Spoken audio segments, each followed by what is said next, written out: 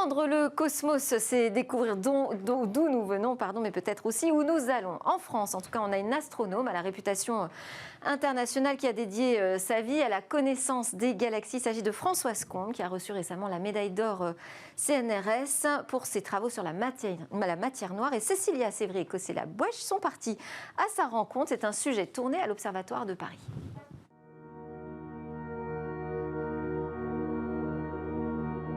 Le contenu de l'univers est encore assez mystérieux. On sait qu'il y a 5% de matière ordinaire, donc de quoi nous sommes faits, de quoi sont faits tous les éléments autour de nous.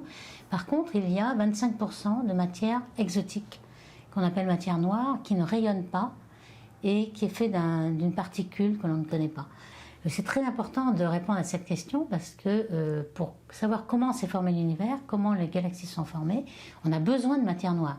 S'il n'y avait pas de matière noire, on n'aurait pas formé des galaxies et nous ne serions pas là pour en discuter.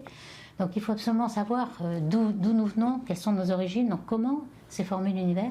Il nous faut absolument la matière noire. Ça peut aussi nous donner d'autres idées sur si on découvre une autre matière. On pourrait avoir beaucoup d'autres applications dont on ne suspecte rien aujourd'hui. Donc ça, c'est très important de savoir de quoi est fait l'univers.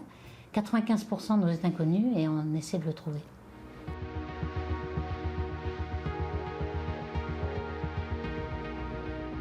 Alors ici, nous sommes dans la salle Cassini qui a été construite autour du méridien de Paris, donc nord-sud ici.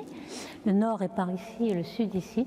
Et donc le soleil devait passer à son zénith dans cette petite opercule et on pouvait mesurer, selon cette ligne, la distance maximale de sa position. Donc ça faisait office de calendrier à l'époque? En quelque sorte, et puis aussi pour connaître mieux les mouvements de tous les astres en fait.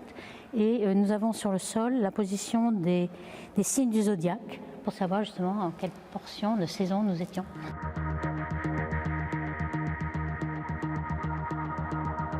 Aujourd'hui, tout le monde est connecté et on peut observer de son bureau en faisant une observation à distance, en faisant bouger le télescope à distance, ou alors des personnes observent là-bas et ensuite nous envoient les résultats. Donc on n'a plus besoin de bouger de son bureau. Donc on a bénéficié d'une puissance exponentielle.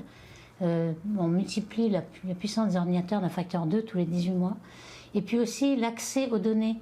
On a des télescopes qui accumulent les données et si on n'avait pas Internet pour avoir l'accès aux données rapide, les progrès seraient moins grands. Donc là, on a, sous le clic d'une souris, on peut avoir toutes les observations qui ont été faites sur un objet donné à portée de main. Alors pour répondre aux questions de la formation des galaxies, on commence par aller observer au télescope un grand nombre de galaxies de différents type spirale, lenticulaire, elliptique, et on voudrait connaître où se trouvent les étoiles jeunes qui viennent de se former, le gaz. On observe donc avec des télescopes optiques et aussi radioastronomie pour avoir tout le gaz.